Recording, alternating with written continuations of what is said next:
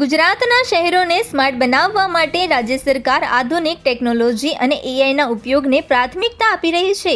આવનારા દિવસોમાં રખડતા પશુઓના લીધે પેદા થતી સમસ્યાઓનું સમાધાન લાવવામાં વધુ સરળતા રહેશે.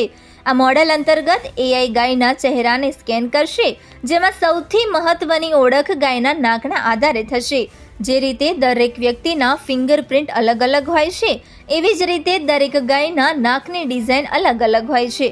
તે સિવાય ગાયની આંખો અને ચહેરા પર કોઈ દાગ કે નિશાન હોય તો તેનું પણ સ્કેનિંગ કરવામાં આવશે. તેને આધારે એઆઈ મોડલને તે ગાયને ભીડમાંથી ઓળખી લેશે અને ડેટાબેઝ સાથે મેચ કરીને ગાયના માલિકની વિગતો પણ રજૂ કરી દેશે.